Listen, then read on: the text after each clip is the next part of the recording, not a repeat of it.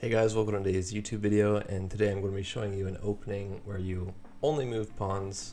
There's going to be one exception, but we're not going to count it.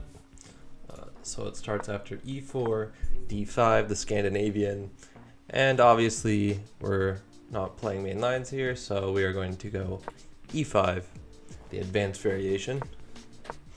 And we played d4 to support e5, very normal, obviously, okay. Now, bishop f5, just, normal moves here, just developing the bishop outside of the pawn chain. And we play f4 to support e5 more and put the knight behind the f-pawn, right? So after e6, we support this pawn because it was hanging. Oh, wait, what? Was it hanging? I'm pretty sure there was, like if you play here, yeah, knight takes does win, after queen takes. There is bishop to e4, trapping the rook. So we can't allow that, we just have to support the pawn. And obviously after supporting the pawn, we now create the pawn triangle, which, if you're ever, 10 years old and playing cousin or brother, you're like, ooh, hee hee, triangle. And then they get really annoyed and lose somehow.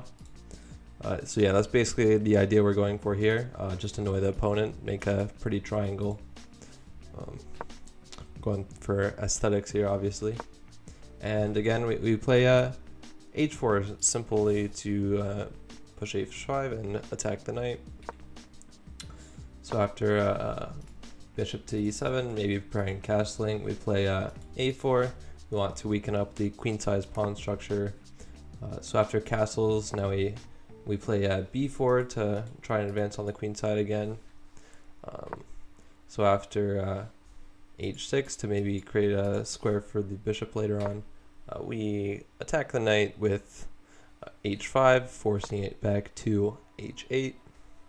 And of course, we don't want to develop any pieces here, so we play a5 to gain more space on the queen side, maybe soften up the pawn structure after playing a6. So obviously the queen goes to e8, top engine move, maybe preparing some ideas with queen c6 to put pressure on this pawn later on. But we don't care about that, we just play another pawn moves. Who needs to develop their pieces? I mean, they all look nice and pretty on the back rank anyways. So we advance more with g4, getting more space on the king side, maybe preparing g5 later on. So after bishop e4, we have to move a piece in order not to lose it. So we simply just play rook to h2. And obviously after we do that, we need to move another pawn to gain more space on the king side. Maybe soften up the structure on the king side, create a nice attack. So after h takes g5, we simply just take back. It's protected with the bishop, but we don't care about moving pieces here anyways. So after a rook to e8, centralizing the rook, maybe preparing some pawn break later on, we play h6, maybe preparing h7 here. So after knight back to b8, maybe preparing a reroute here. Maybe, to play b6 or something. We play the best move, obviously, bishop to b3. I mean bishop b2, my bad. And the idea being bishop takes g2.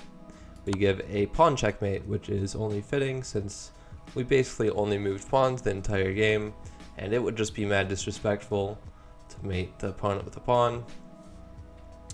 But let's say they don't do that, so after bishop here, maybe they go back.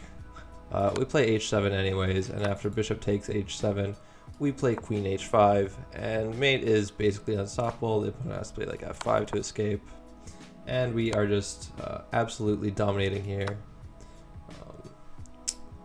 So yeah, and the top move here is rook h6, which is also absolutely disrespectful, and that's all we care about in this opening. It's just pure disrespect.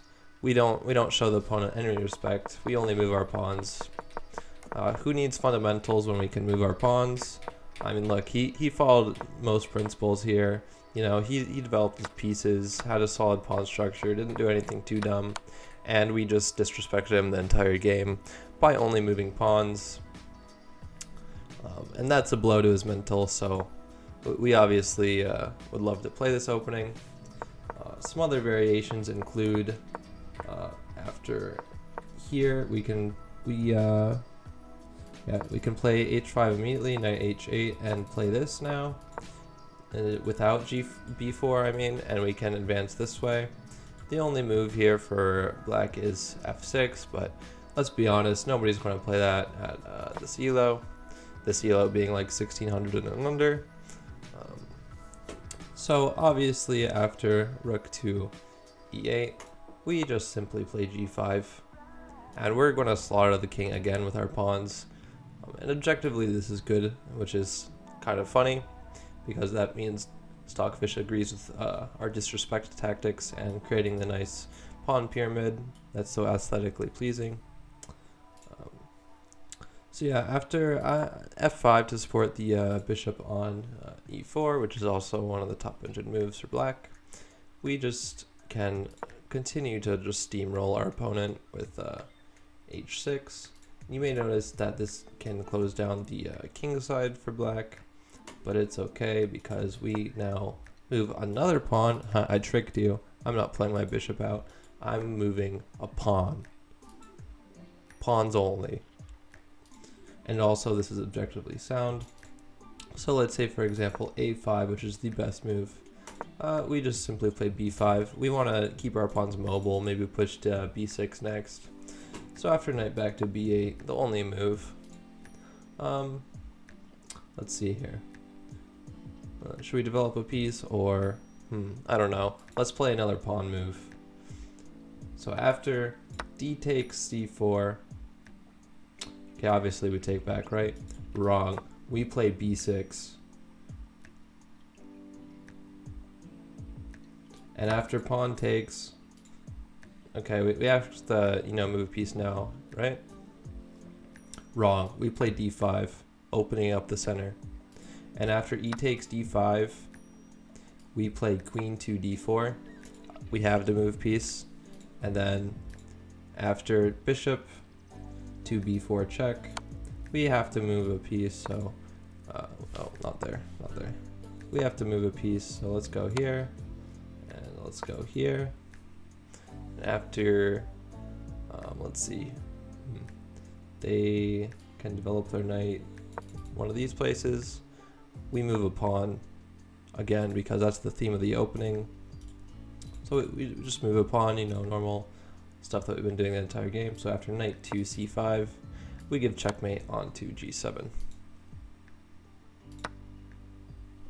So yeah, that does it for today's video.